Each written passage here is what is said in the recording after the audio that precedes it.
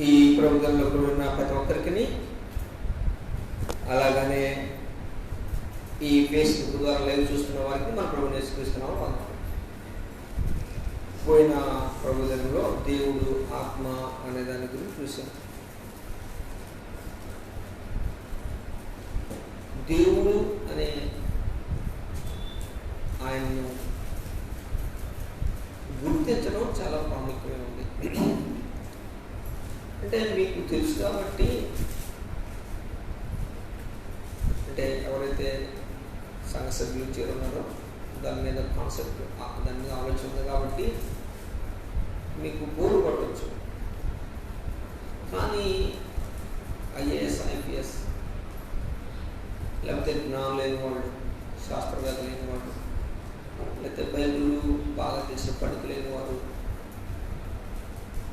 దేవుడు అనే పదం కాడ జాగ్రత్తలు చాలా మంది ఉన్నారు.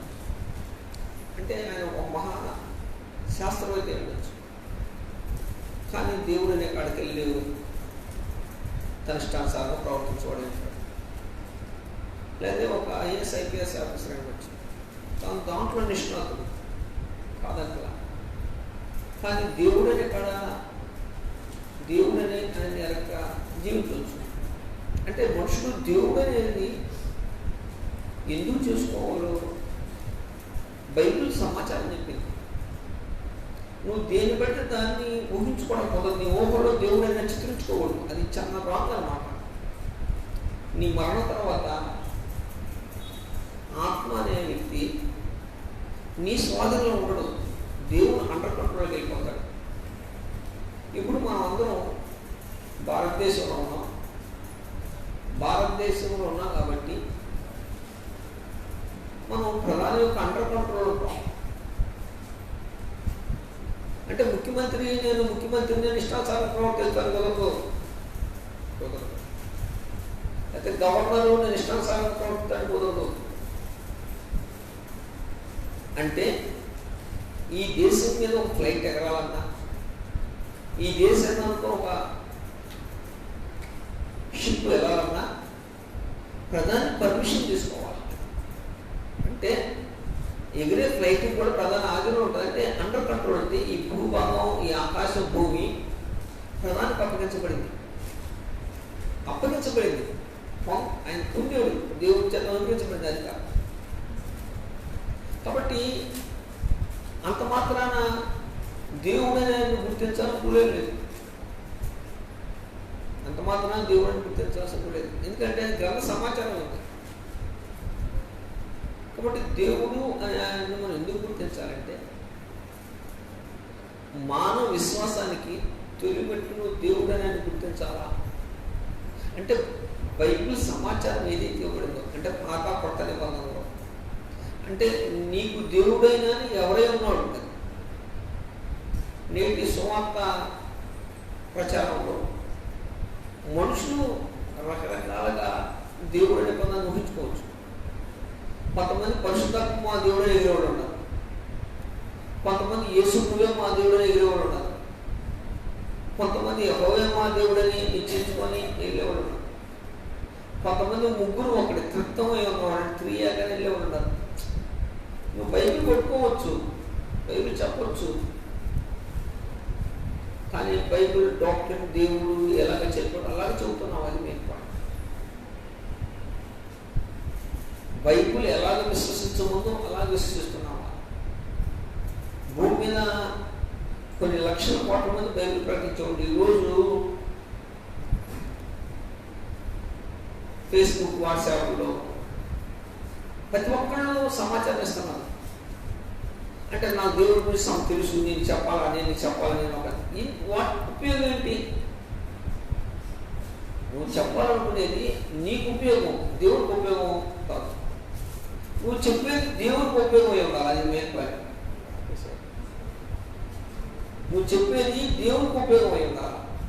దేవుని ఉపయోగం అంటే అర్థం ఏంటంటే, దేవుడు అనాది సంకల్పంలో ఏ సువార్త అయితే డిజైన్ చేశాడో ఆ డిజైన్ ప్రకారం వ్యక్తి మార్పులు పొందాలని దేవుడికి ఉపయోగం. అలా కాని ప్రకారంగా నువ్వు నేను దేవుడు సేవ చేస్తాను, నేను దేవుడు గుర్తించాను, నేను అది ఇది అనుకుంటూ కుదరదు. దేవుడు అనే ఆయన నీ మనసులో స్థిరంగా ఉండాలి, నీ హృదయం స్థిరంగా ఉండాలంటే బైబిల్ ఏ సమాచారం అయితే చెప్పిందో ఆ సమాచారాన్ని గుర్తించవలసిన వ్యక్తి ఉన్నావు. దేవుడు ఉన్న ప్రత్యేకత ఏంటంటే నీకు ఏ గ్రంథం అయితే ఇచ్చాడో ఈ గ్రంథాన్ని దాటాలని దేవుడు కూడా హక్కు లేదు. గుర్తుపెట్టుకోండి, దేవుడికి కూడా హక్కు లేదు ఈ గ్రంథాన్ని దాటాలని దేవుడు హక్కు. అంటే దేవుడు దీంట్లో ఏం చెప్పకుండా నీకు ఇలా చెప్పాడు అనుకో, నువ్వు దేవుడి మీద క్రైమ్ చేయొచ్చు. దేవా నీ గ్రంథంలో ఎక్కడో నా పాయింట్ నువ్వు అడగొచ్చు దేవుడు. అంటే దేవుడు నీకు అంత అంత అంత స్వాతంత్రాన్ని ఇచ్చాడు. దేవుని నువ్వు అడిగినంత స్వాతంత్రం ఇచ్చాడు. నువ్వు ఆలోచించు. ఇప్పుడు మనం వెళ్తున్నామండి, వెళ్తున్నప్పుడు కొన్ని పొరులు ఉంటాయి, పొరులు దాటి మనం వెళ్తాం. ఏంటంటే ఉదాహరణ చెప్పాలంటే మనం ఎప్పుడన్నా మీరు మిలిటరీ కంట్రోల్మెంట్కి వెళ్ళేవాళ్ళు నాకు తెలియదు, కానీ మిలిటరీ కంట్రోల్మెంట్కి వెళ్తేప్పుడు అనేక దోరలు ఉంటాయి. కొన్ని దోరల పైన ఒక బోర్డు పెట్టాలి, ఇతరులు లోనికి ప్రవేశించకూడదు అని ఉంటుంది. అక్కడ నువ్వు లోనికి ప్రవేశించావనుకో నేను ఇమ్మీడియట్గా అరెస్ట్ చేస్తాను. నీకు చెప్పాల్సిన అవసరం లేదు. నేను తీసుకొచ్చి అక్కడ కూర్చోబెట్టి నేను ఇంట్రాగేషన్ చేస్తాను. ఇంట్రాగేషన్ చేసినప్పుడు ఆ ఇంట్రాగేషన్లో నువ్వు చెప్పే సమాధానం ఖచ్చితంగా తనకు నీ వల్ల ఎలాంటి హాని లేదు, నువ్వు ఎలాంటి ఉగ్రవాది కాదు, తీవ్రవాది కాదు, లేక ఎలాంటి సమాచారం దూగిలించేవాడు కాదనుకో చేస్తాను. నీకు నిన్ను అడిగే ప్రశ్నలో వాడికి అనుమానం వస్తే నువ్వు వెంటనే తన ఆజ్ఞ తీసుకుంటాడు. ఎందుకు తీసుకున్నాడు? అవునంటాడు. ఫస్ట్ నాకు బోర్డు పెట్టాడు, నాకు తెలియదేంటో కుదరదు. తెలియదంటే నువ్వు ఏం చదువుకున్నావు అని చెప్పేస్తాను. ఒక తెలియని నువ్వు అడుగు పెడితే నువ్వు అడుగు పెట్టిన సిస్టాన్ని కూడా చెప్తాడు. అంటే నువ్వు తెలియ పెట్టావా, నువ్వు చెప్పే ఆన్సర్ తెలిసింది. నువ్వు అక్కడ బోర్డు పెట్టలేదు అనుకో, నువ్వు వెళ్ళినప్పుడు ఎందుకు వచ్చావు అనుకో, అన్ని చోట్ల తిరుగుతున్నా నీటికి వచ్చాను అనుకో, అవును రావు నీకు తెలియదు అక్కడ బోర్డు పెట్టలేదు అనుకోవచ్చు అనమాట. బోర్డు పెట్టలేదు కాబట్టి అక్కడ బోర్డు పెట్టలేదు, నువ్వు అడిగే హక్కు ఉంటుంది నీకు పెట్టినప్పుడు. ఇటు రాకూడదని నీకు తెలియదు అన్నప్పుడు నేను కొత్తవాడు నాకు రాకూడదు ఎందుకు నువ్వు అక్కడ బోర్డు పెట్టావా. అందుకని మనకి పోలీసు వారు వన్ వే పెడతారు. వన్ వే పెడితే నీకు రాకూడదని, వస్తే దీనికి శిక్ష పొందుతావు. కానీ నీ సమాచారం ఇవ్వకుండా వాడు శిక్షిస్తే నువ్వు అడగవచ్చు అన్నమాట. నువ్వు కొత్తవాడు అనుకో, ఎగ్జాంపుల్ ఆ ఏడే కొత్తవాడు పోలీసులు తప్పలేకపోయింది అంటే మాది ఈ ఊరు కదండి, మాకు ఇది మనమే తెలియదు, అక్కడ బోర్డు పెట్టాను లేదు సార్, అక్కడ బోర్డు చూసాను లేదు, బోర్డు లేదా బోర్డు తీసేసినట్టు ఒకసారి బాగుంటుంది. అంటే అలాగా మానవ జాతి అలాగా మనుషుల్ని చేస్తారు. దేవుడు తన గ్రంథాన్ని ఇచ్చినప్పుడు గ్రంథంలో లేకుండా నేను ఇదేది విమర్శించడానికి నేను చెప్పినట్టు. గ్రంథంలో లేకుండా నేను ఇదేది విమర్శించను. నేను విమర్శించినప్పుడు ప్రతి పాయింట్ గ్రంథంలో తీసుకుంటాను. కాబట్టి దేవుడు ప్రతి వర్తమానాన్ని ముందుగా బయలుపరిచి తర్వాత ఎలాగ దాన్ని ఫుల్ఫిల్ చేసాడు గ్రంథంలో ఉంది. అది మేము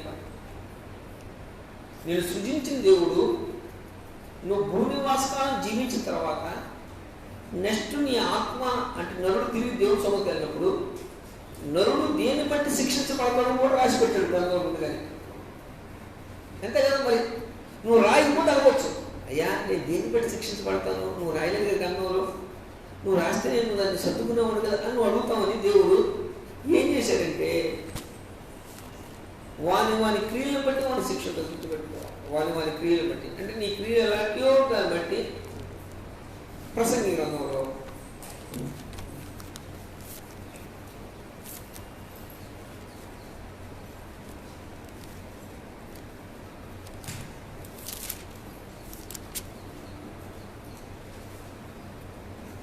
పదకొండు 9 యెహోవా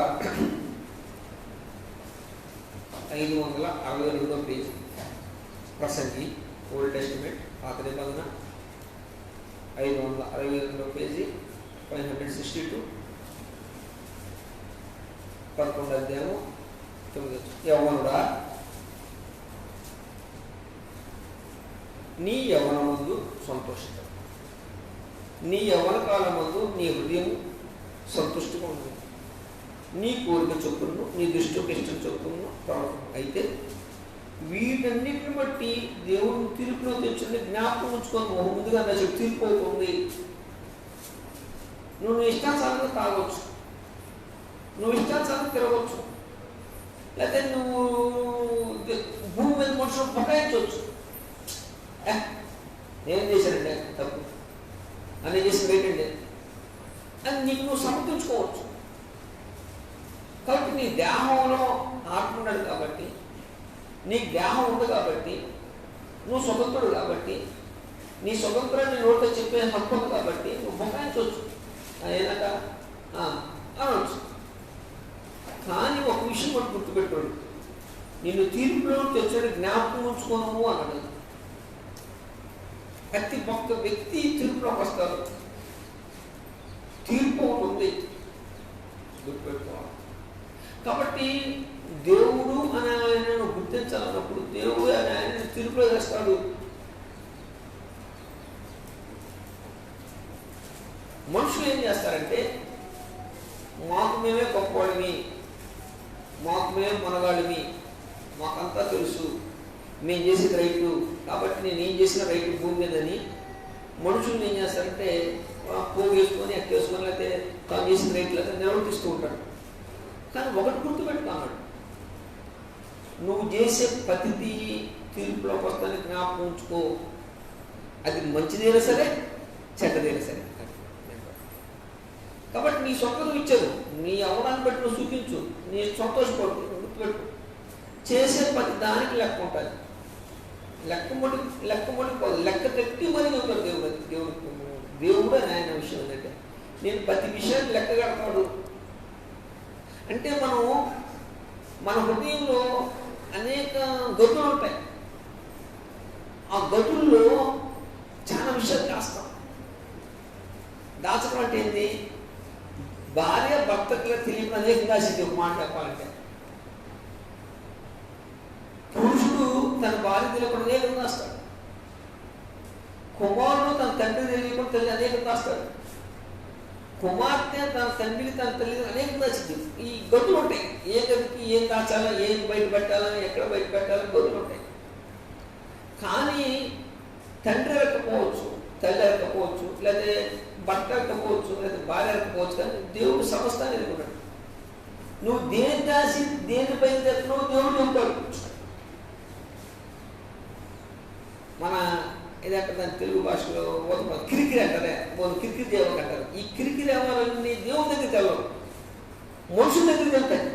నువ్వు ఏం దాసి ఏం చేస్తున్నావు, ఏం అవ్వాలి దగ్గర దేవుడి దగ్గరికి వెళ్ళవు. కాబట్టి జ్ఞాపకం ఉంచుకోవాలన్నాడు. నువ్వు తీర్పులో తెచ్చినప్పుడు నేను వదలలేదు. నువ్వు కిరికిరిలు ఎక్కడ చేయొచ్చు, నా దగ్గర కిరికిరి పడిపోవాలి, మనుషుల దగ్గర కిరికిరి చేయొచ్చు, లేకపోతే భర్త దగ్గర భార్య కిరికిరి చేయొచ్చు, లేకపోతే ఇంకోటి చేయొచ్చు, లేకపోతే ఇంకోటి. ఇట్లాంటి కిరికిరిలు ఎవరు దేవుడు సముఖంలో. కాబట్టి దేవుడు అనే ఆయన గుర్తుపెట్టుకోవాలి. ఎవరంటే నేను తీర్పులో తెచ్చే ఆయన గుర్తుపెట్టుకోవాలి. దేవుడు అంటే తీర్పులో తెచ్చే ఒక ఆయన ఉన్నాడు అనే విషయం గుర్తుపెట్టుకోవాలి. అంటే హైలీకి మనం బయటికి వెళ్తే దేవుని యొక్క ఆలోచనకి వెళ్తే దేవుడు అంటే మన ఆరాధన పోతడే కాదు, అదొక భాగం. అయితే దేవుడు అని ఆయన నేను తీర్పులో ఇచ్చాయని ఉంటాడు. ఒకరు ఆరాధించకుండా జనులు ఉన్నా ఆరాధన దేవుడు అంటే ఎరగకుండా నడిచే జనులు ఉంటారు. ఆ దేవుడు మా దేవుడు వేరంటాడు, లేకపోతే ఇంకొక ఆయన దేవుడు అంటాడు, లేకపోతే ఇంకొక ఆయన నాకు దేవుడు అంటాడు. రకరకాల మంది దేవుడు ఉంటారు. కానీ మనకు బైబిల్లో చెప్పిన దేవుడు మానవాళి మొత్తం తిరుగులో తెస్తాయి. అది గుర్తుపెట్టుకో. మనం ఏ వ్యక్తినైతే దేవుడిని ఆరాధిస్తున్నామో ఆ దేవుడు తను ఆరాధించేవాడు తిరుగులో తెస్తాడు, తను ఆరాధించిన వాడు కూడా తిరుగులో తెస్తాడు. నాకు కూడా పట్టేది అది. నువ్వు దేవుడు గుర్తెరగలిగినప్పుడు నువ్వు ఆరాధించే దేవుడు నిన్ను తిరుగులోకి ఎలా తీసుకుంటాడో తను ఎరగనోడు కూడా తీసుకుంటాడు. అది అనుకున్న పట్టాక గుర్తుపెట్టుకోవాలన్నాడు. జ్ఞాపకం ఉంచుకోను, జ్ఞాపకం పెట్టుకో, మర్చిపోవాలన్నాడు. నా జ్ఞాపకమే అంటాడు. అప్పుడప్పుడు జ్ఞాపకం అంటే డబ్బులు తీసుకుంటారు కొంతమంది, మర్చిపోయి ఉంటాడు. మా నీకు నేను 2 వందలు ఇచ్చాను, నా జ్ఞాపకం 2 సంవత్సరాలు అయింది. జ్ఞాపకమే, అర్థమైందా? ఆయన జ్ఞాపకం అరయ్యాక మీ నాన్న అప్పుడు నాకు పెళ్ళప్పుడు ఎవరు బంగారం ఉంగరం చెప్తాను చేయించాలి, నాకు ఇప్పుడు కూడా జ్ఞాపకం అని జ్ఞాపకాలు, కొన్ని జ్ఞాపకాలు ఉంటాయి. ఎందుకంటే మర్చిపోలేదు, కొన్ని చెప్పినా మర్చిపోలేదు. కానీ దేవుడి జ్ఞాపకం ఒకటి ఉంటుంది. దేవుడి జ్ఞాపకం ఏంటంటే నువ్వు భూమి మీద చేసే ప్రతిదీ జ్ఞాపకానికి నువ్వు మన వల్ల కొన్ని మర్చిపోతావు. కొన్ని నేనైతే ఎక్కువ మర్చిపోతాను, నాకు మతిమరుపు ఎక్కువ ఒక మాట చెప్పాలంటే. అప్పుడు నాకు మతిమరుపు ఎక్కువ, చాలా ఎక్కువ కనపడదు. కానీ మనుషులు చూస్తేనే కొన్ని గుర్తుకొస్తాయి, గుర్తుకురావు. అంటే నేను నా సిమ్ కార్డులో ఎక్కువ చీజ్ అయిపోయి డిలీట్ చేశాను. దాని పక్కన స్టోరీ పెట్టి ఆ మనిషిని చూసినప్పుడు ఆ సిమ్ కార్డులో ఆ మ్యాటర్ గుర్తొచ్చింది, మళ్ళీ డిలీట్ చేస్తాను. ఎందుకంటే ఉంచుకోను. ఎందుకంటే కొంతమంది స్టోరేజ్ చేసుకుంటారు. స్టోరేజ్ అంటే తెలుసా, కొన్ని సంవత్సరాల క్రితం జరిగిన చిన్న మాట కూడా స్టోరేజ్ తీసి, అప్పుడు నేను మీ ఇంటికి వస్తే మీ అమ్మ అన్నం పెడతా మొదటి రోజు నన్ను తిట్టింది అని స్టోరేజ్ పెట్టుకుంటుంది భార్య. లేదా అల్లుడు స్టోరేజ్ పెట్టుకుంటాడు. లేదా అన్న తమ్ముడు అన్ని లేదా సమాధిలో నేను ఎంతంటే వాడిని సర్టిఫికేట్ స్టోరేజ్ అంటే స్టోరేజ్. ఈ చిన్న చిన్నవి కూడా కొంతమంది స్టోరేజ్ వదులు. కానీ ప్లెయిన్ హార్ట్లో స్టోరేజ్ ఇవ్వగలకి మర్చిపోతాం, పట్టించుకోవద్దు. అంటే దాని గురించి ఆలోచన ఉండదు అనమాట, వాడు ఆలోచన విధానం ఉండదు. కానీ దేవుడు కూడా జ్ఞాపకం చేసుకుంటాడు. గుర్తుపెట్టుకుంటున్నాను, నువ్వు చేసే ప్రతిదీ, నేను చేసే ప్రతిదీ, చెప్పే నేను వినే మీరు ఎవరికైనా సరే ఆయన ప్రతి విషయం జ్ఞాపకం. అయితే నేను ఏం చెప్పంటే, నేను నిన్నేమి ఇబ్బంది పెట్టట్లా, సంతోషం కూడా. నీ సంతోషానికి రీజన్ బైబిల్ ఉంది. కానీ నువ్వు ఎక్కడ సంతోషపడాలి, బైబిల్ చెప్పిన రీజన్ ప్రకారం సంతోషించు. నువ్వు ఆనందపడు, నీ ఆనందానికి బైబిల్ రీజన్ ఉంది. నువ్వు ఆనందపడటానికి ఎవరుడా ఎవరి కాలం ముందు సంతోషపడు, నీ సంతోషపడదట్లా. కానీ నీ సంతోషం పాపంతో కూడింది. నీ ఆనందం పాపంతో కూడింది. దేవుడు ఉన్నాడు అనే విషయం గుర్తిని నడవాలి. ఆనందం జ్ఞాపకం ఉంటుంది. అనంతరం ఏమంటే 12వ అధ్యాయము 14 వచ్చినప్పుడు గూఢమైన ప్రతి అంశము గురించి దేవుడు విమర్శ చేయనప్పుడు ఆయన ప్రతిక్రియను అది మంచిదే కానీ చెడ్డదే కానీ తిరుగులో తెచ్చు. గుర్తుపెట్టుకోవాలి. గూఢమైన ప్రతి అంశం అంటే ఏంటి? గూఢమైన ప్రతి అంశం అంటే ఏంటి? నేను ఇప్పుడు ఇంటికి వెళ్ళిపోతున్నాను, లేకపోతే నేను ఇప్పుడు వేరే ఊరు వెళ్ళిపోతున్నాను. ఆ ఊళ్ళో ఏం చేస్తున్నా నీకు తెలియదు. ఆ ఊళ్ళో కూడా తెలిసినా కూడా నేను సీక్రెట్గా ఏం చేస్తున్నా ఆ ఊళ్ళో తెలియదు. కానీ దేవుడు ప్రతి గూఢమైన ప్రతి అంశం నువ్వు గుర్తుపెట్టుకో. నువ్వు సీక్రెట్గా చేసి ఏ పనైనా దేవుడు కౌంటింగ్ చేస్తాడు. గుర్తుపెట్టు, ప్యాకేజ్ ఉంటుంది. గూఢమైన ప్రతి అంశమును దేవుడు విమర్శ చేయనప్పుడు ప్రతిక్రియను, ప్రతిక్రియ అంటే మంచిదిగా చెడ్డది. ప్రతిక్రియ అంటే నువ్వు మంచి చేయొచ్చు, చెడు చేయొచ్చు. నువ్వు మంచి చేస్తే మంచిదని మంచి కౌంటింగ్, చెడు చేయొచ్చు చెడు. ఈయన దేవుడు అంటే దేవుడు అంటే అర్థం ఏంటంటే రేపు నరుణ్ణి విమర్శించుకోవడం దేవుడు, నరుణ్ణి విమర్శించుకోవడం దేవుడు. కాబట్టి నువ్వు రేపు విమర్శించు దేవుడు ఉన్నాడనే విషయం గుర్తించినప్పుడు దానికి తగిన విధంగా నీ దేహాన్ని ఆత్మను సాధకం చేయవలసిన వ్యక్తిగా ఉన్నావు. ఇప్పుడు మనం పాడుకున్నాం, వారి మంచి క్రైస్తవులు కాదా ఈ లోకమందు? ఎవరు మంచి క్రైస్తవులు? ఎవరు మంచి క్రైస్తవులు అంటే చెప్పు. ఇలాంటి వదిలేసుకున్న వాళ్ళు క్రైస్తవులు. ఎలాంటి అంటే ఏదైతే దుష్క్రియలు ఉన్నాయో, ఏదైతే చెడు స్వభావం ఉందో, ఏదైతే దేవుడికి దాన్ని వదిలేసుకొని జీవించేవాడు మంచి క్రైస్తవుడు. అలా కాని వాడు క్రైస్తవ ఛాన్స్ ఉండదు కదా. కాబట్టి ఎందుకు మనం ఇక్కడ కూర్చున్నాం? ఎందుకు మనం కూర్చున్నాం అంటే ఆరాధించిన వాడు దేవుడిని ఆరాధించడానికి. ఆరాధన అంటే ఎరగిన వాళ్ళు దేవుడిని ఆరాధన ఎంచడానికి భాగ్యాన్ని పొందడానికి కూర్చున్నాం. అది మెయిన్. కాబట్టి దేవుడు ఎలాంటి వాడు నువ్వు గుర్తెరగాలి. దేవుడు ప్రేమ స్వరూపి ఒక కోణం, రెండో కోణం దేవుడు చూడను. రెండో కోణంలో దేవుడు చూడాల్సిన వాడే ఉన్నాం. ఫిబ్రవరి రాసిన పత్రిక మనం దేవుడిని ఒకవైపు చూడవాకండి, రెండో వైపుని కూడా చూడాల. ఫిబ్రవరి రాసిన పత్రిక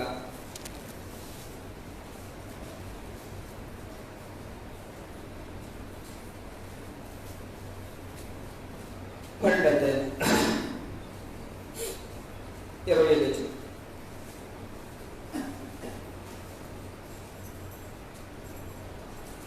12వ అధ్యాయము 25 వచ్చిన మీకు బుద్ధి చెప్పుచున్న వాడిని నిరాకరింపకున్నట్టు చూసుకొని. ఓహో, బుద్ధి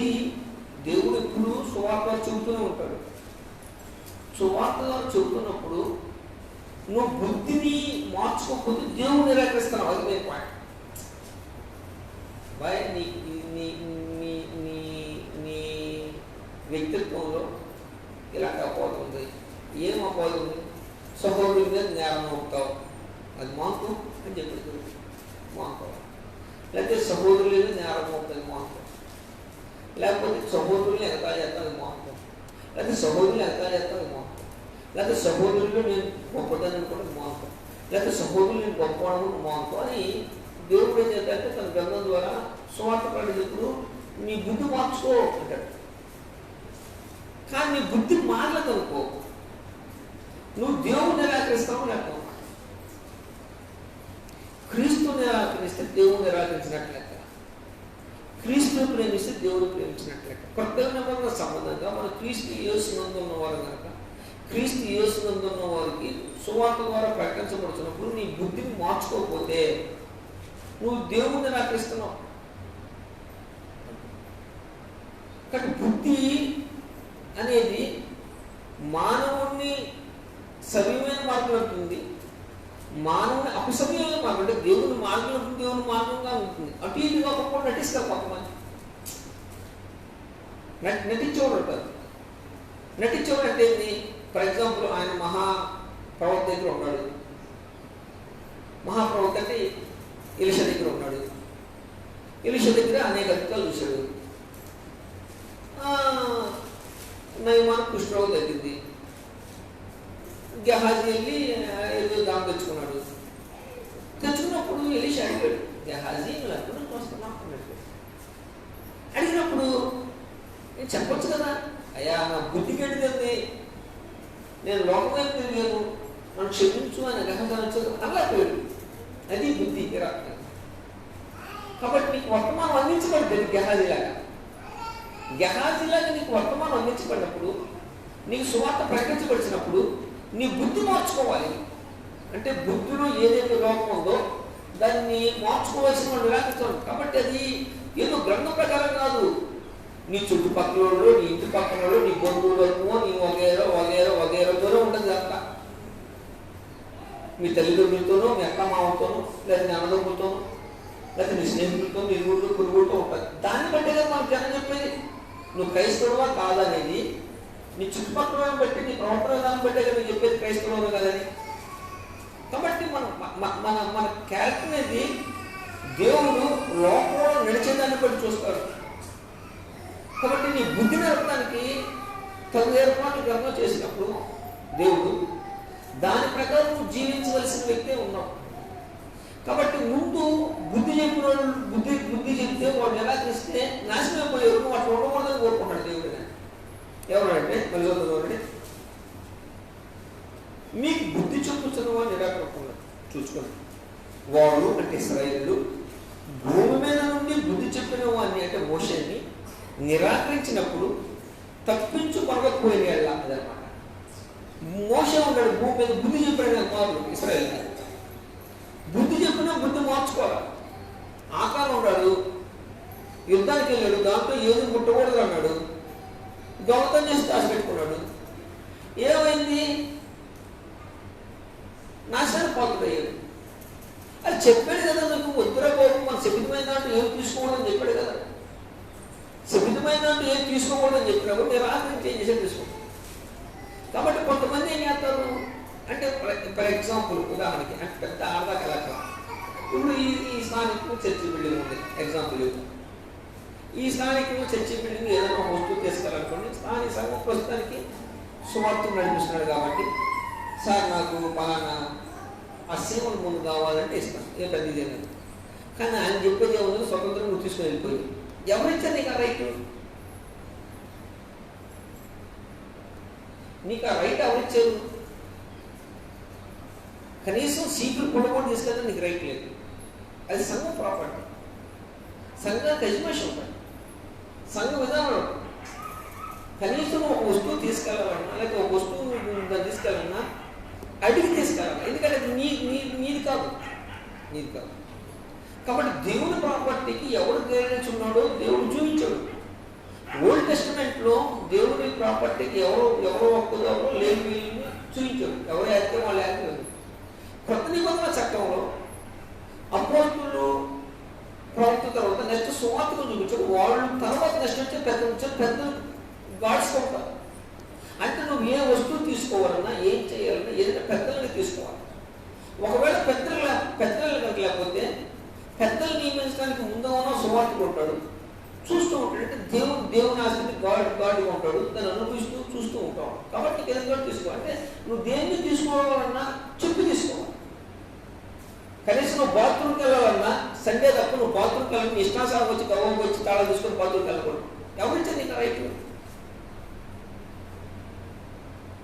నువ్వు నా సంఘం చెప్పి గవ్వతాను కాబట్టి నీకు రైట్ ఎప్పుడు ఇవ్వలేదే. నీకు రైట్ ఎప్పుడు ఇచ్చాడంటే నువ్వు ఆరాధన కూడినప్పుడు ఇచ్చాడు, నీ ప్రభు నీకు బైబిల్ క్లాస్ అప్పుడు ఇచ్చాడు. విడిగా నువ్వు సొంతంగా వచ్చి సొంత ప్రయత్నం చేయడానికి నీకు రైట్ ఎవరు ఇవ్వాల గుర్తుపెట్టుకోవాలి. అంటే ఏంటంటే నువ్వు డాక్టరీన్ అతికిమించి నీ ఇష్టాసారం నడుస్తున్నావు. దానికి గాడ్ ఉంటాడు. అంటే ఏంటంటే దాని పర్యవేక్షణ సువార్తికుడు పెద్ద నేర్పించినప్పుడు నువ్వు ఆ స్థలంలో ఉండే నేను అపోజిట్ పోతే అలాగే ఎచ్చబడ్డావు, దాన్ని చూసి ఆడుకుంటాడు. ఆ పర్యవేక్షణప్పుడు నువ్వు ఏం చేయాలన్నా ఒక మెసేజ్ పాస్ చేయాలి. మెసేజ్ పాస్ నేను అయిపోతాను, నేను ఏమో అనుకుంటే కదా, అయిపోతాను నేను ఏదో చెబుదాం అనుకున్నాను, అర్జెంట్ అనుకున్నాను. ఏంటంటే అది మేలా కీడు అనేది కౌంటింగ్ చేసేది దేవుడు. గుర్తుపెట్టుకోవాలి. అంటే మేలా కీడు అంటే ఏంటి? ఒక ఫర్ ఎగ్జాంపుల్ ఏమనుకోకండి, మనకు పొందూరు నుంచి ఒక సహోదరి వస్తుంది, చీరాల హాస్పిటల్కి వచ్చింది. చీరాల హాస్పిటల్కి రాగానే అర్జెంటుగా మాకు బాగాలేదు, బాత్రూమ్కి వెళ్ళాలి, ఎక్కడ లేదు. అందులోకి జ్యోతి టీచర్ గారు తాళం ఉంటుందంటే వెళ్ళి మా టీచర్ గారు ఉందా అని అడిగింది. ఏంటంటే ఇదే పెట్టండి, ఒక్క నిమిషం మాకు ఫోన్ చేసింది, నా ఫోన్ అందుకోవట్లేదు. దానికి న్యాయసమ్మతం ఉంటుంది. ఎందుకంటే ఆ సహోదరికి ఈ ఏరియా ఉంటారు కాబట్టి, ఈ వాతావరణం కాదు కాబట్టి, ఈమె అంటే నాకు అందుబాటులో లేదు కాబట్టి చేసినట్టు ఓకే అంటాం. కానీ తాను లోకలై ఉండి ఇక్కడే ఖాళీ ఉందనుకుంటే, లేకపోతే లోకలే ఉండి సీపులు తీసుకెళ్దాం అనుకుంటే, లోకలే ఈ వస్తువు తీసుకెళ్దాం అంటే ఏంటంటే మనం ముందు చెప్పిన వాళ్ళు, ముందు బుద్ధి చెప్పిన వాళ్ళు ఎలాగ నాశనం నిరాకరించి, అలాగే క్రైస్తవులు కూడా నిరాకరించి నాశనం కాకుండా కోసం ముందు గుర్తుపెట్టుకున్నట్టు. అంటే ఫర్ ఎగ్జాంపుల్ నీకు ఇంత ఆహారం కూర్చుకున్నాడు ఈ రోజుకి, మరుసటి రోజు కూడా కూర్చున్నాడు, కప్పు కొట్టింది. అదే గుర్తుపెట్టుకో. నీకు 2 రోజులు ఎప్పుడు కూర్చోవో దేవుడు చెప్పాడు, 1 రోజు ఎప్పుడు కూర్చోవో దేవుడు చెప్పాడు. నీ పని అట్లా నువ్వేం చేయాలో చట్టం ఉంది. కాబట్టి ముందు చెప్పిన మాట నిరాకరించి చాలా మంది నాశనం అయ్యారు. మనం అట్లా కాకుండా ఉండాలంటే మనకు బుద్ధి చెబుతున్న మాటలు జాగ్రత్తగా వినాలి అనేది క్రైస్తవ సమాచారం. నువ్వు క్రైస్తవులు అయితే దానికి తగ్గట్టుగా నడపడానికి నీ బుద్ధిని మార్చుకో. చేంజ్ యువర్ మైండ్, మార్చుకో. కింద ఉంటుంది ఆ పాయింట్, మన కిందకి వెళ్తే తెలిసి ఏమంటారు వాళ్ళు, వారు భూమి మీద బుద్ధి చెప్పి నిరాకరించారు, మోషన్ తప్పించుకుని. పరలోకంలో బుద్ధి చెప్పుచున్న వారంటే క్రీస్తుని గుర్తుపెట్టి, మన పరలోకండి మనల్ని బుద్ధి చెప్పేది క్రీస్తు. అంటే దేవుడు ఏలుబడి క్రీస్తుకి ఇవ్వబడింది కాబట్టి మనకు బుద్ధి చెప్తారు. క్రీస్తు మన అన్ని విధాలా అరే బాబు అలా చెబుతూ ఉంటాడు. నువ్వు నిరాకరించకూడదు, ఎందుకంటే మన మధ్యవర్తి. కొత్త నిబంధనకు మధ్యవర్తి క్రీస్తు, పాత నిబంధన మధ్యవర్తి మోషే. కాబట్టి పాత నిబంధన జనులు దేవుని సముఖానికి వెళ్తానికి బుద్ధి చెబుతూ ఎలాగ మోషే నడిపించాడు, కొత్త నిబంధన సంబంధ క్రైస్తవులు దేవుని సముఖంలో మన మధ్య క్రీస్తు అంటే నువ్వు అలా చేయకూడదు, ఇలా చేయకూడదు, మన దేవుడు చాలా దహించని జాగ్రత్త గుర్తుపెట్టు, ఎటువంటి నడవకూడదు. అంటే దేవుడు నువ్వు వెళ్ళినప్పుడు దాని తగ్గట్టు నడవాలి అనేది దేవుడు ఉద్దేశం. ఎవరంటే మనం బుద్ధి చెబుతూ విసర్జించున్నాం, మనం తప్పించుకోవడం మనం ఇచ్చాం కదా. కాబట్టి నువ్వు క్రీస్తుని విసర్జిస్తే అంటే ఏంటి, ఆయన చెప్పిన ఆజ్ఞ విసరించి నీ సొంత ప్రయత్నం తీసుకుంటే, నీ సొంత విధానం నడిస్తే, నీ ఇష్టానుసారం నువ్వు చేస్తే దానికి తగిన పనిష్మెంట్ ఉంటుంది అనేది సమాచారం. అంటే ఏంటంటే స్వాతంత్రాన్ని మనం దుర్వినియోగం చేసుకోకూడదు. స్వాతంత్రాన్ని దుర్వినియోగం చేసుకోవడం అంటే ఆయన ఐఏఎస్ ఆఫీసర్లు, నేను మన సహోదరులు గమనిస్తూ ఉంటాను. కొంతమంది మామూలుగా నా స్నేహితులు ఉంటారు, వాళ్ళు రేంజ్ ఆఫీసర్ ఉంటారు. నేను ఆయనతో కొంచెం జోక్గా జోలిగా మాట్లాడతా అంటే ఆయన నేను మాట్లాడినా ఏమనుకో, కానీ మన సహోదరులు కూడా అలాగే మాట్లాడే ప్రయత్నం చేస్తాం. కానీ అవతల నీకు నాకే సంబంధం, నీ స్టాటస్ నాకు అన్నాడు ఒక నిమిషం, ఏమైంది ఆయన మాట్లాడతాను నేను రైట్స్ ఇచ్చాను, నువ్వు మాట్లాడిన రైట్ ఇవ్వలేదు కదా. ఇలాంటి సమాచారం రంగంలో మనకు ముందుగా ఉంది, గుర్తుపెట్టుకోవచ్చు. అంటే ఏ వ్యక్తితో ఎలాగో మాట్లాడాలి, ఏ వ్యక్తితో మనం ఎలా మాట్లాడడానికి. యేసు ప్రభు మన సహోదరుల్లో జ్యేష్ఠుడే, కానీ నువ్వు ఆయన ప్రభుని పిలవాలి, గుర్తుపెట్టుకో. అని నువ్వు అన్నాన్ని వెళ్తానికి లేదు, యేసు మా అన్నగాడని పాటలు పాడుకోవడానికి లేదు. ఆయన సహోదరుల్లో జ్యేష్ఠుడే, ఆయన మన సహోదరులు అంటాడు, కానీ మనం ఆయన్ని సహోదరుడు అనకూడదు, మనం ఆయన ప్రభు అనాలి. అది గుర్తుపెట్టు. అంటే నీకు ప్రభు యేసు దగ్గరికి వచ్చి సహోదరుడా అని అన్నాడు అనుకో, ఏం సహోదరుడా అని అన్నావా అయిపోయావు అన్నమాట. నేను ఆయన సహోదరున్నప్పుడు ఎందుకు ప్రభు అంటే ఆ వ్యత్యాసాన్ని గ్రంథంలో క్లారిటీ రాసినప్పుడు దాని తగ్గట్టుగా నువ్వు సిస్టమేటిక్గా నడవాలని చెప్పేది కాదు. కానీ నీ బుద్ధి చెప్పే ఆయన ప్రభువుకు నీ బుద్ధి చెబుతాడు, అధికారిగా గుర్తుపెట్టుకో. క్రీస్తు నీకు చెబుతాడు, మధ్యవర్తిగా నీ బుద్ధి చెబుతాడు. ఎందుకంటే దేవుని తీర్పులకు వచ్చినప్పుడు మీడియాటర్ ఉంటాడు, మన మీడియాటర్ మన పక్షాన్ని. కాబట్టి ఆయన చేతి ఎత్తే మనం ఏం చేయలేం. మన వకీలు ఉంటాడు మన పక్షాన్ని, మన వకీలు మనం ప్రూవ్ చేసి తీసుకుంటాం. కాబట్టి మన వకీలు నా క్లయింట్ కరెక్ట్ కాదు అన్నాడు, మనం ఏం చేయలేము. ఏమన్నంటే ఒకసారి వచ్చాను నలుగురు, మీకు బుద్ధి చెప్పుతున్న నిరాకరించినప్పుడు చూసుకోండి. వారు ఇశ్రాయేలు భూమి మీద నుండి బుద్ధి చెప్పిన వారికి మోసే నిరాకరించినప్పుడు తప్పించు కొనకపోయిన పరలోకం నుండి బుద్ధి చెప్పుచున్న వారిని క్రీస్తును విసర్జించమను తప్పించుకోవడం మరి నిశ్చయం కదా. అప్పుడు ఆయన శబ్దం భూమిని చలింపజేసింది. కానీ ఇప్పుడు నేను ఇంకోసారి భూమిని మాత్రమే కాదు ఆకాశంలో తప్పించేస్తున్న మాట నిశ్చించాడు. ఇంకోసారి మాట చలింపజేయబడినవి నిలకడగా ఉండి నిమిత్తం అని సృష్టించబడినట్టును చెలింపజేయబడినవి బొత్తిగా తీసిమని ఆక్రమించాడు. అందువలన మనము నిశ్చల రాజ్యమును పొంది దైవకృప కలిగి ఉంది. ఆ కృప కలిగి వినయ భయభక్తులతో గుర్తుపెట్టుకోవాలి. ఆ కృప కలిగి వినయ భయభక్తులతో దేవునికి ప్రీతికరమైన సేవ చేయుదుము అని. కాబట్టి నువ్వు ఆరాధించే దేవుడికి నువ్వు ప్రీతికరమైన సేవ చేసే వ్యక్తి ఉంటావు. నువ్వు దేవుడిని ఎవరంటున్నావో ఆయనకు నువ్వు ప్రీతికరమైన సేవ చెల్లి. ఏళ్ళగా మన దేవుడు దహించదు. నువ్వు ఒక్క కోణమే చూస్తున్నావు దేవుడి ప్రేమ స్వరూపి, రెండో కోణం చూడాలి. ఆయన ఆజ్ఞ నిరాకరిస్తే రెండో కోణంలో మన దేవుడు దహించే ఉన్నాడు. నువ్వు దహించబడటానికి కాదు కదా పిలువబడింది దేవుని దగ్గరికి, దేవుడితో పాటు ఉండటానికి కదా. కాబట్టి దేవుడితో పాటు ఉండటానికి దేవుడు ఏం చేశాడంటే నీ కృపను గురించాడు. ఆ కృపను కలిగి ఆ కృపను మనం కలిగి ఉన్నామంటే అర్థం ఏంటంటే వినయ భయభక్తులతో. వినయం ఉండాలా, భయం ఉండాలా, భక్తి ఉండాలా. వినయం లేకపోతే నీకు విజయం రాదు. నీకు ఇప్పుడు వెళ్తున్నామండి, మా స్వార్థుడైతే అన్నాడు అయిపోలా, రే నా పక్షం ఉన్నావు నువ్వు వ్యంగ్యంగా మాట్లాడతావా అన్నాడు దేవుడు. ఫినిష్. అయ్యా మాతో పాటు ఏమన్నాడని అన్న, నీతో పాటు ఉంటాడు కానీ నువ్వు అనకూడదు. గుర్తుపెట్టుకో, ప్రభు యేసుక్రీస్తు సహోదరుడు అంటాడు కానీ నువ్వు అనకూడదు. క్రైస్తవులకి లాజిక్స్ తెలిసి ఉండాలి, గుర్తుపెట్టుకోవచ్చు. నీకు అసలు దేవుడు అన్నప్పుడు నువ్వు నడిచే నడక విధానంలో హైలీ స్టాండర్డ్స్ అయినప్పుడు హైలీ స్టాండర్డ్లో నీ క్రైస్తవులు ప్రకటించేటప్పుడు జాగ్రత్తగా నువ్వు స్టాండ్స్ జాగ్రత్తగా ఉండాలి. కానీ మనకు ఆలోచన లేదు, అసలు అన్ని అంత ఆలోచన లేదు. ఎందుకంటే సంఘంలో నడిచేటప్పుడు సంఘంలో దేవుడని మనం ఎదిగినప్పుడు దేవుడనే మనం ఆరాధించేటప్పుడు నీకు దేవుడుగానే ఆయన క్రైస్తవుడైన నీకు ఎలాంటి చేసాడో నీకు అది తెలిసి ఉండాల్సిన వాడు తెలుసుకోవాలి, నువ్వు గుర్తుపెట్టుకోవాలి. కాబట్టి ఆమె తల్లే ఇంట్లో అమ్మ అంటాడు, కానీ ఆమె జడ్జిగా సీటు మీద కూర్చున్నప్పుడు అమ్మ అంటారు నిలాడాల, గుర్తుపెట్టుకోవాలి నిలాడ. కాబట్టి ఇలాంటివి ఉంటాయి సన్నివేశం. ఆమె టీచరే, ఆడ కూతురు ఎక్కువ ఉంటుంది, కానీ కొట్టినప్పుడు టీచర్గా కొట్టవా కనాలి. అమ్మ ఏదమ్మా కొడతావా అన్ననుకో అయిపోయింది. అంటే తన టీచర్తో తెలియదు కుదరదు. కాబట్టి దేవుడుగా చూసినప్పుడు, దేవుడిని కుమారుగా చూసినప్పుడు నిన్ను కుమారుడుగా చూసినప్పుడు కుమారుడుగానే ఇస్తాడు. నిన్ను కుమారుడుగా చూడనప్పుడు ఉంటుంది. రెండు వ్యత్యాసాలు.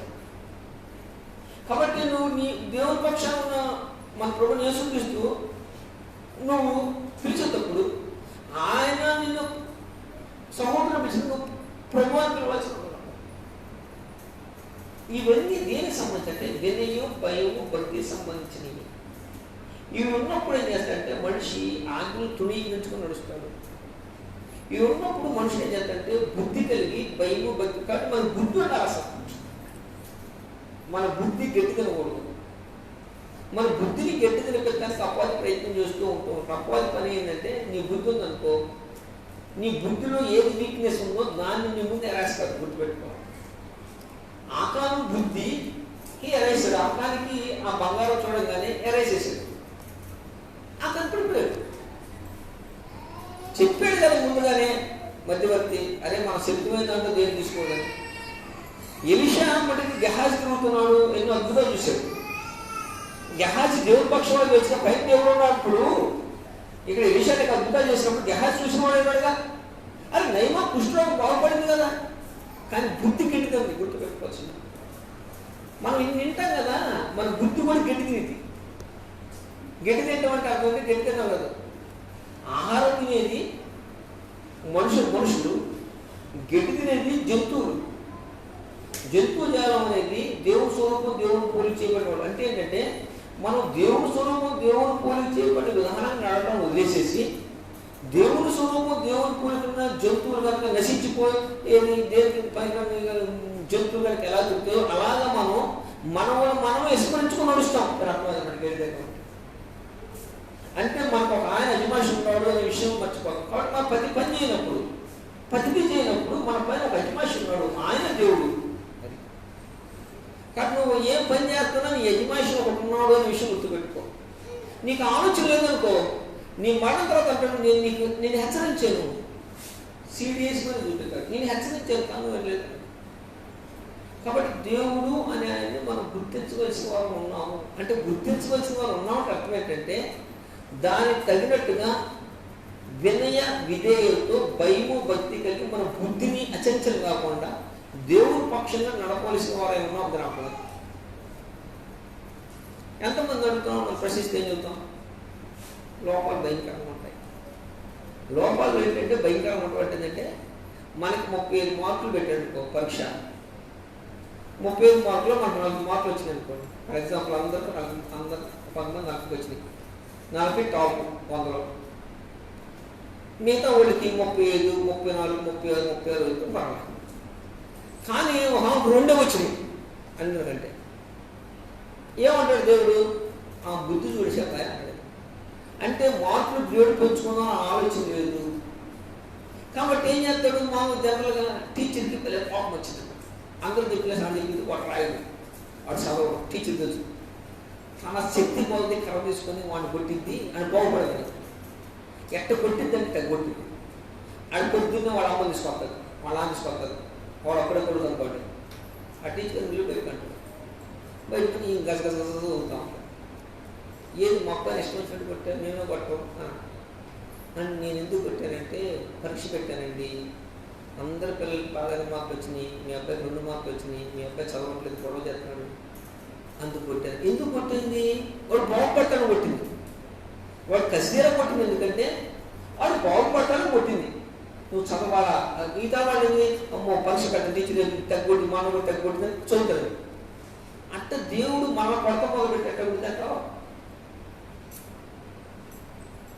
ఎవరు మిగలం కదా ఇక్కడ. ఎవరు మిగలం మాట చెప్పాలి. ఎవరు ఉండరు అసలు మాట చెప్పండి. దేవుడు కొత్త మొదలు పెట్టినట్టుకో మీ ఇష్టానుసారంగా పాడుతున్నారు, మామూలు పాటలు కాదు. పాట పాడమంటే మీ ఇష్టానుసారం మీ శుద్ధిలో మీరు పాడుతున్నారు, పాట తీసుకోవడం అనుకో ఎవరు మిగలం కాదు. లేదు మనం చేసే పనులు పద్దాన్ని దేవుడు పంపించే శిక్షతో మొదలుపెట్టుకో ఎవరు ఉండరు. నేనేం చెబుతానంటే క్రైస్తవం అనేది శ్రమలతో సంతోషించేది, క్రైస్తవం అనేది ఇబ్బందులతో ఆనందించేది. నేను పిలిచేటప్పుడు చెప్పాడు ఎన్ని గుర్తుపెట్టుకోండి ఒకరమ్మన్నాడు. అంతేగాని నీకు లోనగానే నువ్వేదో యేసులాగా ఫలించే కొమ్మలాగా ఏదో భౌతికంగా విస్తారంగా ఆస్తులు వస్తాయనో, విస్తారంగా ఉద్యోగులు వస్తాయనో, విస్తారంగా దొరుకుతుందని చెప్పలా. క్రైస్తవం అనేది నీతిగా న్యాయంగా నడవడం, దేవుని సమ్మతంగా నీతిగా నడిచేటప్పుడు చాలా ఇబ్బందులు ఉంటాయి, ఇరుకులు ఉంటాయి. నువ్వు దాంట్లో సంతోషించి ఆనందించు. కాబట్టి మనం ఏం చేస్తామంటే మన బుద్ధిని మార్చుకోవాలి. ఎందుకంటే దేవుడు ఉన్నాడు అని ఇక్కడ కూర్చున్నప్పుడు, నీవు దేవుడిగా ఎవరు చేసుకుని ఆయన ఆరాధిస్తున్నప్పుడు, ఆరాధించే దేవుడు నీకు ప్రేమ స్వరూపం ఎలాగ ఉన్నాడో, నీ మరణం తర్వాత నువ్వు దేవుడి పక్షంగా దాన్ని దహించకునే ఉంటుంది. గుర్తుపెట్టుకోవాల్సిన విషయం, దహించకుని మామూలు ఉండదు అనమాట. ఎంతకాలం అంటే నిత్యం నువ్వు దేవుడు ఎంతకాలం ఉంటాడో అంతకాలం నువ్వు దహించేదాంతో ఉండదు, ఒక వేరే ఛాన్స్ ఉండదు. మన వాళ్ళు ఏంటంటే ఇదేదో ఆశాపాష అనుకుంటున్నారు. చిన్న పిల్లలు రాలిపోతున్నారు, చిన్న పిల్లలు అంటే 22 ఫుల్ హార్ట్ స్ట్రోక్ వచ్చి వెళ్తుంటే వీ మిస్ అని పోస్ట్ కనపడుతూ ఉంటాయి. వాడు ఎక్కడికి వెళ్ళాడు? ఎప్పుడైనా కూర్చొని పిల్లలు మరి ఏంటంటారు, అమ్మడి తిరుగుతున్నారా, వీడు మన ఇంటికాడ పిల్లవాడు చనిపోయాడు కదా, వీడు జీవించిన జీవితకాలం అంటూ అలాగా చనిపోయాడు, వీడు చనిపోయాడు కాబట్టి వీడు ఎక్కడికి వెళ్ళి ఉంటాడు అని మనం ఆలోచించి, నిజంగా వీడు జీవించిన జీవితంలో దేవుడు లేడు కాబట్టి నరకానికి వెళ్ళాడు, మనం అట్లా ఉండకూడదు ఎప్పుడూ ఆలోచించుకుంటారా? కానీ తండ్రి గౌరవం ఆ సేవ వెళ్ళిందాక ఆ సేవ వెళ్ళిగా మరి యథావిధికి వచ్చి మన బుద్ధి మారుతుంది. కాబట్టి బుద్ధి మారాల మెయిన్ పాయింట్. బుద్ధి అనేది నిన్ను విని విధేయతను పెట్టడానికి ఛాన్స్ ఉంటుంది. కాబట్టి దేవుడు నీకు అలాంటి బుద్ధి అనుగ్రహించాడు, నీకు అలాంటి వివేకం అనుగ్రహించాడు, నీకు అలాంటి మనసు అనుగ్రహించాడు, నీకు అలాంటి హృదయం పెట్టాడు. కాబట్టి దేవుడు అనే ఆయన నువ్వు ఒక కోణంలో ప్రేమ స్వరూపుడు, రెండో కోణంలో ఆయన దహించనే ఉన్నాడు. సంఖ్యాకాండం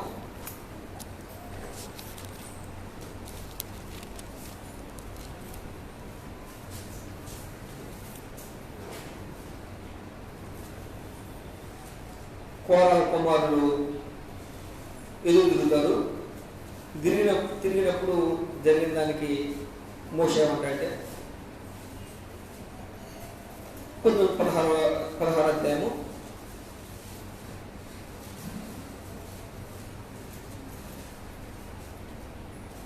19 వచ్చిన చెప్తాను, మీరు చూడొచ్చు. కోరహు ప్రత్యక్షపు గుడారం యొక్క ద్వారం వద్ద సర్వ సమాజమును వారికి విరోధంగా పోగు చేసి యెహోవా మహిమ సర్వ సమాజం కాదు. అప్పుడు యెహోవా మీరు ఈ సమాజం నుండి అవతలికి వెళ్ళుడి. గుర్తుపెట్టుకోవాలని దహించదంటే మన దేవుడు దహించే ఉన్నాడంటే మీరు సంవత్సరం అవతలకి వెళ్ళండి, అక్కడ అంచు నిలబెట్టండి అన్నాడు. గుర్తుపెట్టుకోవాలి, మీరు సంవత్సరం నుంచి అవతలకి వెళ్ళి క్షణంలో నేను వారిని కాల్చిపోయిన మోషే అహరోను చెప్పగా వారు సాగిలపడి సమస్త శరీరాత్మకు దేవుడు అయిన దేవా, నీ శరీరము నీ ఆత్మలకు దేవుడు ఒక ఉన్నాడు. రేపు పొద్దున కొత్త నిబంధన సంబంధంగా నువ్వు ఈ కోరాహులా ఉండదు. నీ దేవాలయం ఇది కోరాహులా ఉండే వారం కాదు. కొత్త నిబంధన నీవు క్రీస్తు యేసులో లేకపోతే, నువ్వు బాప్తిసం అనే కార్యక్రమం నీ పాపాలు కడిగేసుకోకపోతే ఇట్ట చెబుతూ కూడా ఉండదు. అప్పుడు చెప్పడానికి మోషే ఉన్నాడు, ఇశ్రాయేలు జనులు ఉన్నాడు. మీరు భూమి మీద ఉన్నాయని బుద్ధి చెప్పిన వాడిని నిరాకరించినాడు అంటే మోషే నిరాకరించారు. మోషే గొప్ప అంటాడా? మేము గొప్ప కాదా అన్నాడు. కోరాహుడు పంపించాడు. నా ఇల్లు అంతట్లో మోషే నమ్మకం, నేను నా బాధ్యత అప్పగించాను. నా ఇల్లు అంతట్లో మోషే నమ్మకం, నా పనివాడు నాకు నమ్మకంగా పని చేయగలిగిన మోషే.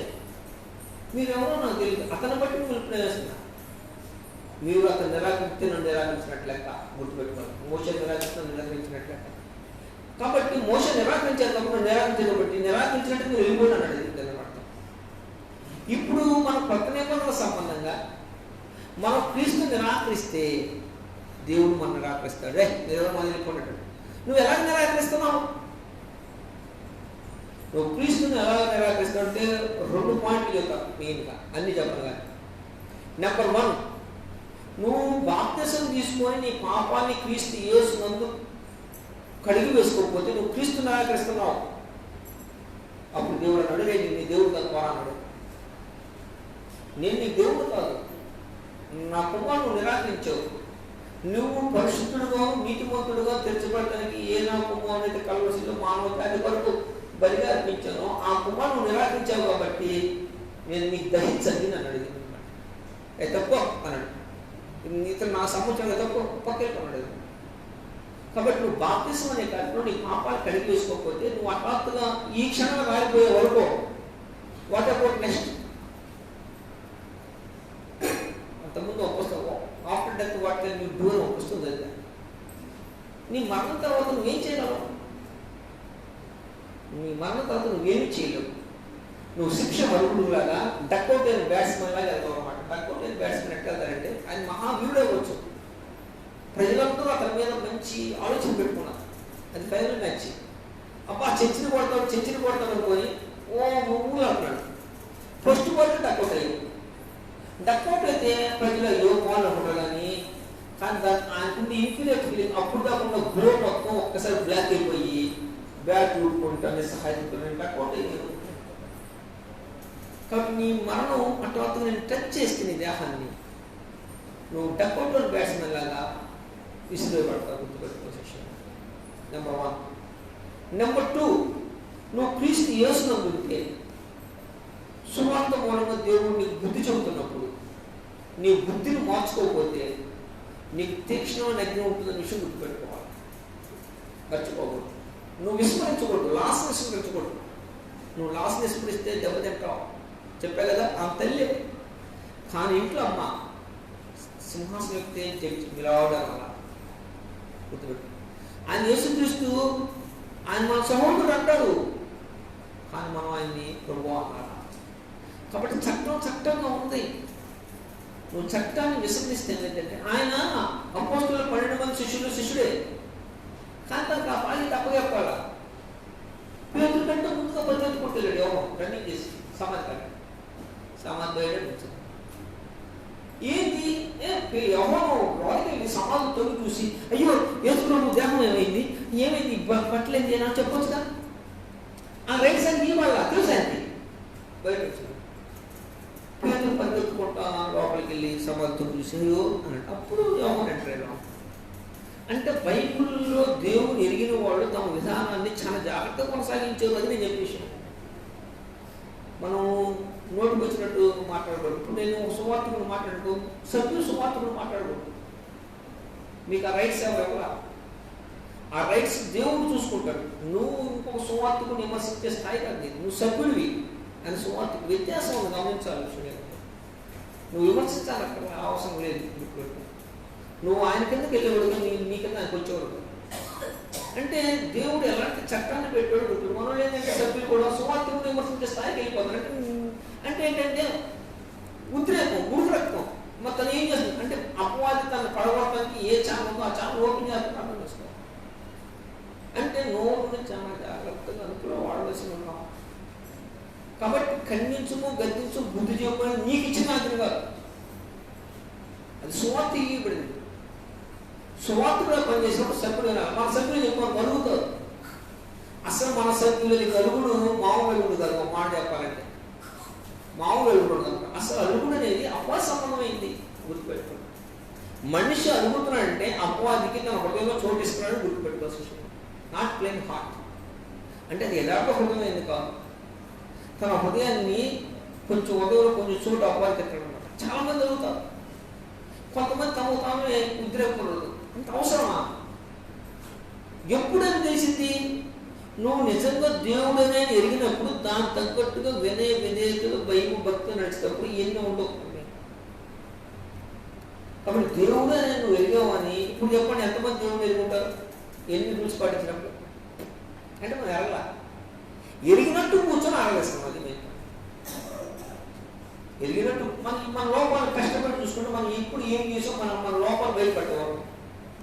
కాబట్టి దేవుడు అనే ఆయన నువ్వు ఒక కోణంలో చూడ, రెండో కోణంలో కూడా చూడు. ఆయన దహించని ఉన్నాడు. దేవుడు తన వర్తమానం చెప్పినప్పుడు పాత నిబంధన జనులకు మోసంతో ఎలాగ చెప్పాడు, కొత్త నిబంధన సంబంధంగా తీసేసుగా నిలిపోయిందంటే నేను దహించగలిగింది, నేను దహించను. ఫస్ట్ గుర్తుపెట్టుకో. ఎందుకు నీకు అవకాశం ఇస్తున్నాను. నెంబర్ 1, నువ్వు మారు మనసుకుంటూ మారు మనసుకుంటే తీక్షణమైన అగ్ని తప్పించబడతావు. అంటే మారు మనసు పొందడం అంటే అర్థమైతే తెలుసా? నువ్వు క్రీస్తుని అంగీకరించడం. నువ్వు కూర్చున్నట్టు మాత్రం క్రీస్తుని అంగీకరించినట్టు కాదు. నువ్వు బాప్తిసం తీసుకుపోతే క్రీస్తుని అంగీకరించినట్టు కాదు. అంగీకరించినట్టు ఎక్కడైతే అంగీకరిస్తే నువ్వు హఠాత్తుగా మాట్లాడితే నువ్వు పరలోకాన్ని వారసులు అవుతావా? కావు కదా. అంటే నువ్వు నిరాకరించినట్లే కదా. క్రీస్తుని అంగీకరించడం ఆయన ఏ సంగతి మీకు ఆజ్ఞాపించిన ఆ ఆజ్ఞ ప్రకారం తండ్రి యొక్క కుమారుని యొక్క పరిశుద్ధాత్మ యొక్క నామలో బాప్తిసం తీసుకొని ఆ ఆజ్ఞలు నడవడానికి లోనికి వచ్చినవాడు. ఆజ్ఞలు నడవడానికి లోనికి వచ్చామా? లోనికి వచ్చిన ఆజ్ఞలు నడవడానికి. కాబట్టి నువ్వు అలా వచ్చినప్పుడు దేవుడు ఎరిగిన వ్యక్తి ఉంటావు. ఇప్పుడు చెప్పండి, ఎంతమంది ఉంటారు దేవుడు ఎరిగిన వ్యక్తులు? ఒకటి జస్ట్ టైం పాస్ కోసం బైబిల్ సంఖ్యలో పెట్టుకొని లేకపోతే బైబిల్ ఒక బ్యాగ్లో పెట్టుకొని పరిగెత్తుతున్నారు. ఓట దేవుడికి ఎరిగినట్టు కాదు. నెంబర్ 1. నెంబర్ 2, సభ్యులైన వాడు దేవుడు ఎరగటువంటి ఏంటి? వినయ విధేయతలు ఏ ఆజ్ఞలు ఇచ్చారో ఆ ఆజ్ఞ ప్రకారం నడవడానికి ఓపిక నడిచేవాడు. ఓపిక గుర్తుపెట్టాం. ఓర్పుతో సహనంతో తన జీవితాన్ని కొనసాగించాలి. ఎంతమంది కొనసాగిస్తున్నాం మనం? ఉదాహరణ ఎగ్జామ్ లేదా ప్రతి శుక్రవారం బైబిల్ క్లాస్ పెట్టాం. ఎంతమంది వస్తున్నారు? మొదట్లో నేనేంటంటే అసలు చిన్న మీకు ఒక స్టోరీ చెప్తాను. ఇక్కడ సభ్యులంతా నాకు 100% దాదాపుగా బాప్తిసం తీసుకోకముందు కొంతమంది పరిగెత్తుకుంటూ వచ్చేవాడు సంఘానికి. అసలు ఎక్కడ వచ్చేవాడు అంటే ఎంత పెద్దవాడు వచ్చాడు బాప్తిసం తీసుకోకముందు. ఇంకేమో చచ్చిపోతే నాకంటే నీ మాట నేను మార్చుకోవాలి బాప్తిసం పరిగెత్తుకుంటూ వచ్చేవాడు. బాప్తిసం తీసుకుంటారు వాళ్ళు 9:30 తర్వాత తప్ప తర్వాత రావడం చాలా మంది ఎక్కువ మంది ఉన్నారు. అన్నమాట నేను చూసినప్పుడు నాకు చూస్తే 3 స్త్రీలు కనపడ్డాను. అటు చూస్తే ఒక 6-7 పురుషులు సంఖ్య కొంచెం పర్వాలేదు. అంటే ఏంటి అర్థం? నీకు ఇచ్చిన ఒక ప్రభుత్వం, ఆ ప్రభుత్వంలో నువ్వు దేవుడికి కేటాయించింది 2 గంటలు. అంటే ఈ 2 గంటలు కూడా కేటాయించడానికి నీకు టైం లేదా? నువ్వు దేవుడిని ఎట్లయితే ఎట్లా విన్నట్టు మనం చెప్పడం మాట చెప్పాలంటే దేవుడిని అడిగానుకో, బాబు నీ జీవితం ఎంత ఇచ్చేది నేను నీకు పర్ డే 24 hours 7 వారాలు ఇచ్చాను. 7 వారాలు 24 గంటలు నేను కోరుకుంటున్నట్ట లెక్క. నేను ఎన్నో పర్సెంట్ కోరుకున్నాడు దేవుడు? 24x7 7 7 14 7 4 8 8 7 14 దాదాపుగా 168 అనుకుంటా. ఇంత 7 రోజులు క్షమించాలి ఒక నిమిషం. 125 గంటలు 168 గంటల్లో మనం 2 గంటలు కూర్చుంటున్నాం. ఆ 2 గంటలు కూడా చాలా కష్టం ఉంది. ఎప్పుడు ముగిస్తాడా? ఎప్పుడు 2 లక్షలు ఇస్తారు? ఎప్పుడు ఎప్పుడు ఆ గంట వెళ్ళిపోవాలి? అంటే నువ్వు దేవుడికి ఎంత పర్సెంట్ కేటాయిస్తున్నావు? ఒక్క నిమిషం ఆలోచిద్దామా? ఎంత పర్సెంట్? భక్తి అంటే తెలియని వాళ్ళు ప్రతిరోజు సాయంత్రం వెళ్ళి ప్రార్థన చేయటము, మాట్లాడటము, దేవుని మాట్లాడటం. సరే ఫోన్లో ఒక శుక్రవారం బైబిల్ క్లాస్ పెడతాం. ఎంతమంది వస్తున్నారు? నిజంగా దేవుడు అని ఎరిగిన వాళ్ళు అందరూ హాజరవుతారు. ఏమో ఈ ఒక్క మాట ఇవ్వడం వల్ల దేవుని శ్రేష్టమైన మాటలు నేను మిస్ అవుతానేమో, నా జీవితంలో లోపం ఉండదు, సరిదిద్దుకోవడం అసలు బైబిల్ గ్రంథం వెళ్ళదు అని వస్తారు. ఎంతమంది వస్తున్నారు? అసలు నేను ఏం చెప్తానంటే ఈ 2 రాష్ట్ర సంఘం లేకపోతే రానుడు చాలా ఉంటారు. అది లేక నేను చెప్తాను కదా, ఇది కూడా లేకపోతే ఎప్పుడో కమ్మనుకోలేదు. కాబట్టి దేవుడు ఏం చెప్తాడంటే నీకు ఇచ్చిన సమయాన్ని దుర్వినియోగం చేసుకోవాలి. నేను పెద్దగా అసలు దేవుడు పెద్దగా నేను కోరుకోవట్లా. 168 గంటల్లో ఆయన 2 గంటలు అంటే ఎంత పర్సెంటేజ్ లెక్క? నేను ఏం చెప్తానంటే నువ్వు దేవుడిని ఎరిగినప్పుడు దాని తగ్గట్టుగా నువ్వు దాన్ని సిద్ధపడి ఉండగా. నా దినంగా ఎక్కువ ఎవరి గురించో నేను చెప్పక్కర్లా. ఇప్పుడు మన శ్రీనివాసరావు ఉన్నారు, ఏమనుకోవాలి? శ్రీనివాసరావు అసలు నాకంటే తెలియనప్పుడైనా పిడుగురాళ్ళ నుంచి తెనాలి, పిడుగురాళ్ళ నుంచి గుంటూరు, పిడుగురాళ్ళ నుంచి ఆ ఊరు ఈ ఊరు అని తీసుకుని తిరిగేవాడు. భయంకరంగా తిరిగేవాడు. నా దగ్గర ఒక ఆయన చెప్పాడు నాకు ఆయన గురించి. అబ్బా ఏం వెళ్ళేవాడు ప్రజలు అసలు ప్రార్థన అంటే ఇక్కడ చూసుకో, వాళ్ళు 10 గంటలకి 9 గంటలకి కూర్చున్నాడు ఎప్పుడు వస్తాడు. ఇప్పుడు కరెక్ట్గా 7 గంటలకి బైబిల్ క్లాస్ అంటే 6:57 పోతుంటే ఇంకొక 2 సెకండ్లు 2 నిమిషాలు అంటే టైం ఏంటి అసలు లేదు. ఓ పాట అయిపోతుంది, ఓ పాట అయిపోతుంది. అంటే ఆ భక్తి ఇప్పుడు కరెక్ట్గా వెళ్తుందా, సడగా వెళ్తుందా? భక్తి ఇప్పుడు కరెక్ట్గా సంగతి. నేను ఇప్పుడు సువార్తికుడు ఉన్నా, లేదు పొద్దు సభ్యుడైనా, నేను దేవుడి టైంని నేను దొంగిలించను. అన్ఎక్స్పెక్టెడ్గా ఏదైనా జరిగితే తప్ప, లేకపోతే నేను అనుకున్న టైం రీచ్ కాకపోతే తప్ప, నా షెడ్యూల్ ప్రకారం కాకపోతే తప్ప, నేను ఆ ప్రభుత్వంలో అనుకోవడానికి ఖచ్చితంగా జవాబు ప్రయత్నం చేస్తాను. 99.9% ఒక మాట చెప్పాలంటే. అంటే మొదట్లో ఏ కోణం అయితే స్టార్ట్ చేసాను ఆ కోణాన్ని ఈ రోజు కూడా విస్మరించారు. తెలుసు మీకు ఆ విషయం? ఈరోజు కూడా విస్మరించారు. ఏం చెప్తానంటే మనం దేవుడు ఎదిగినప్పుడు దాని తగ్గట్టు మన ప్రవర్తన విధానం రోజు రోజుకి డెవలప్ చేసుకుంటే వెళ్ళాలి. కానీ మనకు రోజు దిగిపోతుంది స్ట్రెంత్ లో దిగిపోతుంది, గుర్తుపెట్టుకోవాలి. ఎందుకంటే మందులు కాక అన్నాడు ఎప్పుడు పెద్ద రచిత. క్రైస్తవులైన వాళ్ళు ఏం చేద్దంటే వెళ్ళొచ్చులే ఎప్పుడైనా మాట అంటే నీకేంటంటే బైబిల్ తెలిసేది ఏంటంటే దేవుడు అంటే లెక్క లేకుండా పోయింది, ఆ భక్తి లేదు. నాకు తెలియక మీలో చాలా మంది మొదట్లో భక్తి ఉన్నప్పుడు మోకాళ్ళు వేసుకొని కన్నీళ్ళు కలిసి చాలా మంది, ఇప్పుడు కన్నీళ్ళు కాలుతారు, కన్నీళ్ళు రావట్లేదు చాలా మంది. నాకు తెలియక రావు, ఎందుకంటే తగ్గిపోయినాయి. ఎందుకంటే అపవాది ఏం చేస్తున్నాడంటే సొరపడుతున్నాడు లోపలికి, గుర్తుపెట్టుకోవాలి. సొరపడుతున్నా నీకు విషయం తెలియదు, పూర్తిగా నేను ఆక్రమించినప్పుడు తెలుస్తుంది ఆ విషయం గుర్తుపెట్టుకొని నువ్వు దేవుడు అని ఎదిగాను అన్నప్పుడు నా దేవుడు తెలుసు అనుకో, నువ్వు తెలిసిన దాని ప్రకారం క్రీస్తు యేసునందుండి నీ పాపాలు కడిగేసుకుని క్రీస్తు యేసుకున్నావా. నువ్వు దేవుడు అని తెలిసాడు, నేను నాకు ఆధారపడి దేవుడు తెలుసు అన్నప్పుడు దాని తగ్గట్టుగా వినయ విధేయతలతో బుద్ధి కలిగి భక్తులతో నడవలసిన. ఎందుకంటే ఇప్పుడు యేసుక్రీస్తు దేవుడే తెలుసు కాబట్టి ఆయన నడిచిన నడక మనకు మాదిరించాడు. ఇలాగ చెబితే అనేక కోణాలు ఉన్నాయి, ఒక కోణం కాదు. మీకు 2 సందర్భాలు చెప్పాక. కాబట్టి మన దేవుడు ప్రేమ స్వరూపంలో దహించదు, నన్ను దహించదు బాధ్యులు అవుతావా?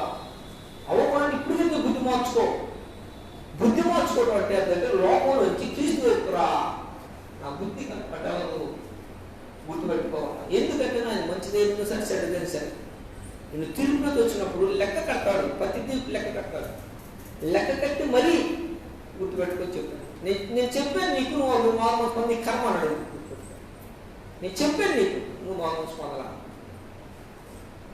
కాబట్టి లెక్క కట్టినప్పుడు నీకు నువ్వే నెత్తి నువ్వు కొట్టుకోకుండా బాధపడకుండా భూమి మీద జీవించే క్రీస్తు చేసినందుకు ప్రభు యేసు క్రీస్తుని మెల్లకొనాలి.